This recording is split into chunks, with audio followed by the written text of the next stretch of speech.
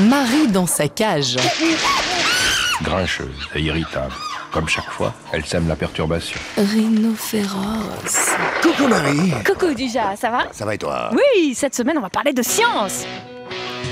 Ouh, c'est le générique de notre prochaine émission. Toi et moi dans un camion, on sillonne la Suisse romande, camion, voilà. Les études autour du monde du rock et de son public sont nombreuses. Force est de constater que beaucoup de scientifiques s'intéressent de près au sujet. Ils pourraient s'intéresser à toi aussi, je pense qu'il y a 2-3 études à faire. Et puis alors, vous commencez à me connaître, hein, du coup moi j'ai cherché toutes ces études-là et puis j'ai trouvé les plus étonnantes, à mon avis.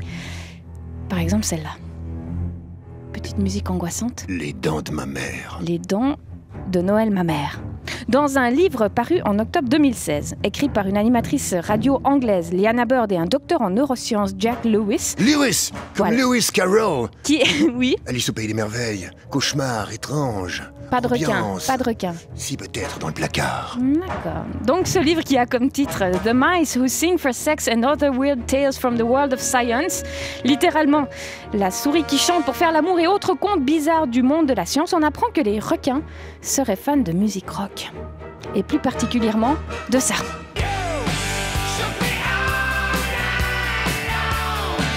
Ou encore ça.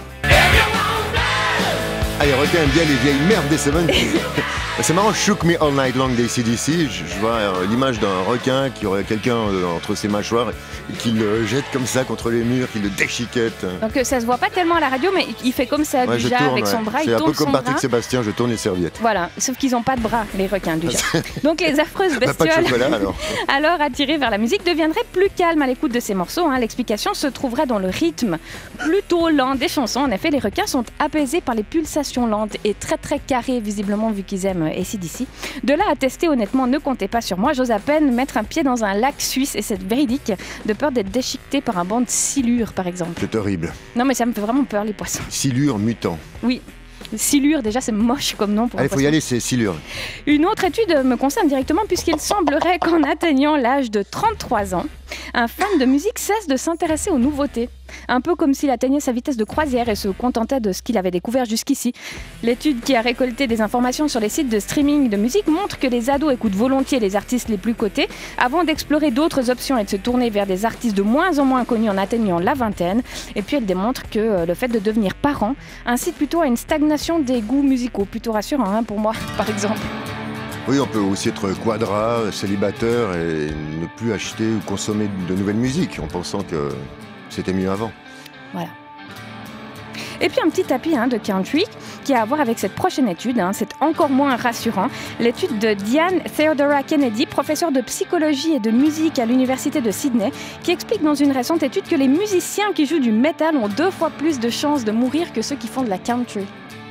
Comment est-ce possible? Écoute, voilà, dans un tableau qui recense les causes de la mort en fonction du genre de musique qu'on joue, il est assez clair qu'il vaut mieux jouer du jazz ou du blues si on ne veut pas mourir de manière accidentelle, ce qui englobe les accidents de la route et les overdoses, par exemple, ou alors il faut chanter du gospel ou du R&B, ce qui vous permettrait d'échapper aux pensées suicidaires. Ouais, je pense que les gens qui font de la musique baroque consomment moins de coke que certains groupes de punk. Quoique, peut-être un peu de musique médiévale, puis peut-être des drogues médiévales. Oui, Hein psylo. Ouais, joue-moi du luth. Ouh. Pour finir, ça me rappelle la maison. C'est grâce au docteur Christophe Izdebski qui a placé une caméra pour filmer les mouvements des cordes vocales de bébés et de chanteurs de métal qu'on apprend que les deux utilisent la même technique.